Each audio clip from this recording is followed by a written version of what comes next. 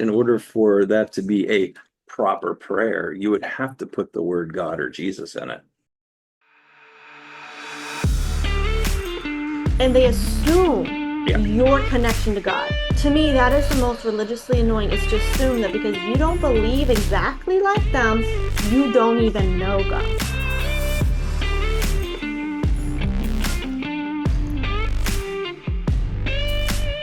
I'm Ruth. I'm Corey. This is the Ruth and Corey Show. This is the Ruth and Corey Show. I hope I wasn't recording. Okay. Corey, what do you want to talk about today? Do you need someone to tell you the truth, or how to deal with the religiously annoying? Can we do both? Yes, we can do both. Okay. I really want to do this. Yeah, one. I do too. I do. How to deal with the religiously annoying. First of all, can I define religiously annoying and then you define it? Okay. What is it for me?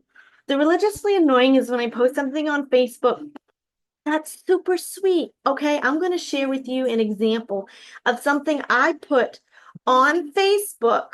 All right, it was just about nature, connecting, taking a walk. It was so beautiful. Listen to this spirit prayer for the day. May the peace of nature surround you. May the wings of angels protect you. May the spirit of wisdom guide you. Declare, I receive peace, protection, and guidance today. Thank you. That's all I posted.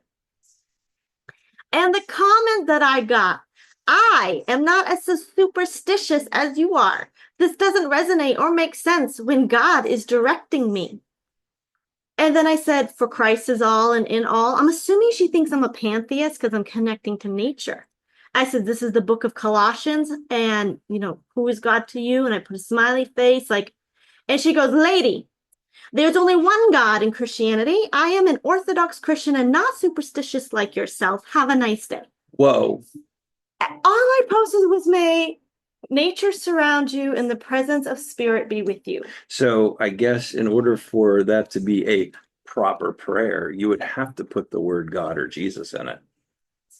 I even talked about angels. I mean, this isn't calling upon goddess Diana, and I bet you we could probably find some Psalms and Proverbs that don't necessarily reference God in every single line. Yeah, but are still saying what a creation this is. The entire book of Esther doesn't have the word God in it. Imagine that. So that to me is the religiously annoying. It's sort of like they might not quite jive with you, number one. Mm-hmm. They don't quite feel your same energy. And so they kind of react and they assume your connection to God. To me, that is the most religiously annoying. It's to assume that because you don't believe exactly like them, you don't even know God. Right. Yeah, that's my definition of religiously annoying. That's really good. I like that. So let me also caveat this whole conversation by saying we're not opposed to opinions. And there was nothing wrong with this lady's response. That was her opinion. That was lady. I'm not as superstitious as you. That's only because you let your ego get in the way, Ruth. Yeah, but I wouldn't do that to someone else. Right. That would be considered disrespectful. Do unto others. If we're gonna get religious on one another, whoever this person was, do unto others. So next time you talk to her, just call her lady. Obviously, she likes that. I'm being mean now. Okay, don't do that. I don't. And I think Ruth, I think you'll agree with. Yeah, I didn't respond to it. Very nice. It's okay to have your own opinions. We're not saying not to do what you feel is right. Do it. It's your truth by all means. But don't be surprised if others classify you and label you. And that's what is kind of going on here. There are now, yes, Ruth and I are love and light and a little bit of FU, but we do have our human sides, and everybody does. So there are situations and phrases and words and things that can activate our ego and just be like, it's just annoying. It's annoying because it's not. Yes. So back to the definitions of religiously annoying. For me, it's just the religiously annoying are the ones that just push and push and push and push and push and push, even after you have said, thank you, we're good. Let's talk about something else. I accept your opinion. I accept your I opinion. hear you. Good. And I have lost at least one friend over that because this person just would not stop. There was no conversation that we could have that did not involve this person pushing religion into the conversation and in my face. Whether it was the weather, well, we didn't ever talk politics, whether it was about our kids, whether anything. And it just got to the point where the conversations just weren't useful whatsoever. To me, that was very, very annoying.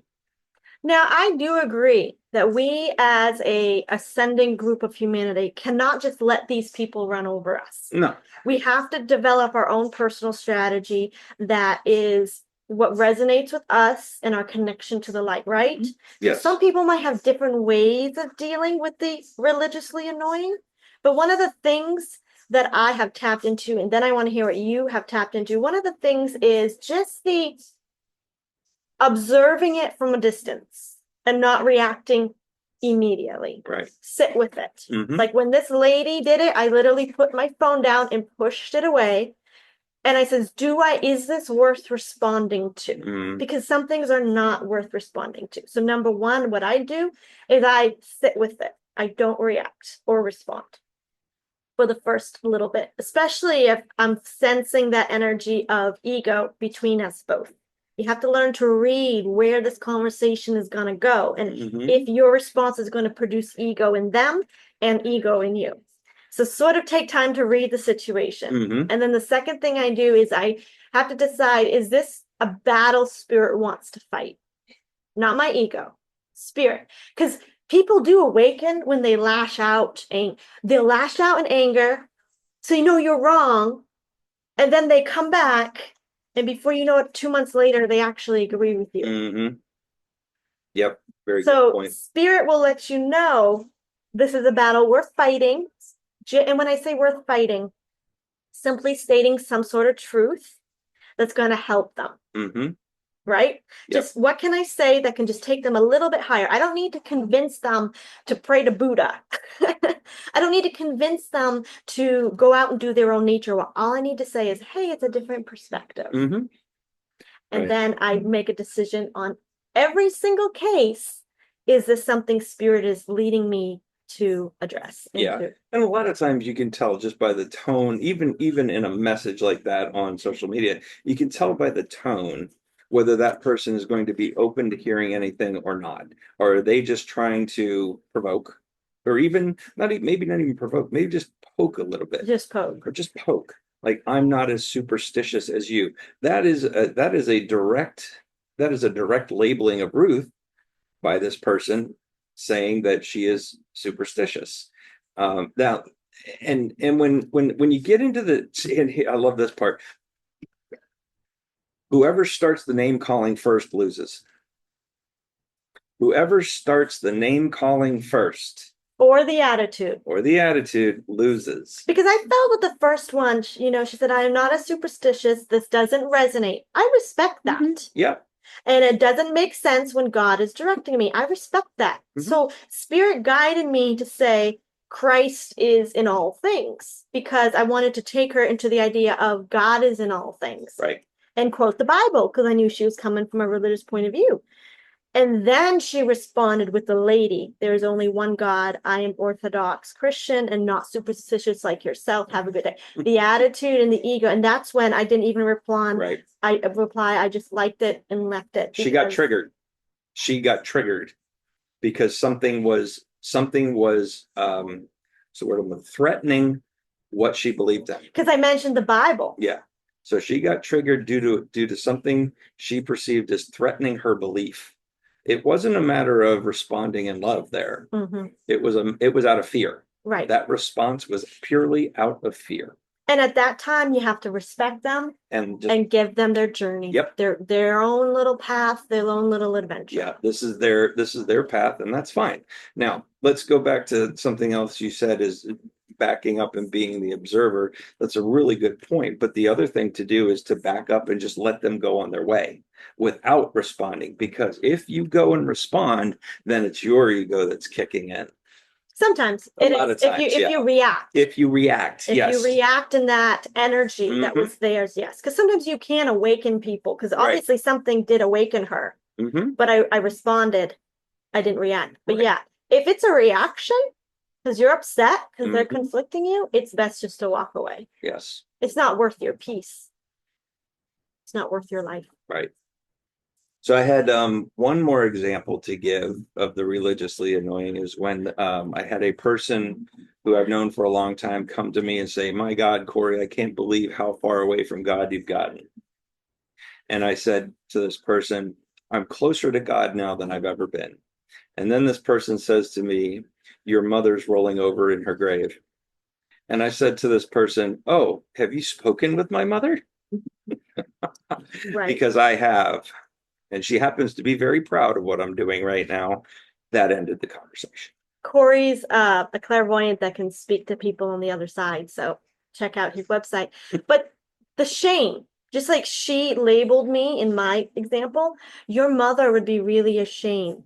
For what? Like there's no explanation. It's like, Nothing. I don't agree with you, but I'm going to put shame upon you. For That what? can be really annoying Oh my when they gosh. don't have a concrete answer. Right. And it's almost like they're coming up with things just to, again, provoke and poke. But they There- don't have the exact There was no reason expression. for that comment. There was no reason whatsoever. You can Nor, say, I don't agree with you. It nor doesn't resonate. right. But Nor not your was, mother. nor was there any basis. Your mom. My mom.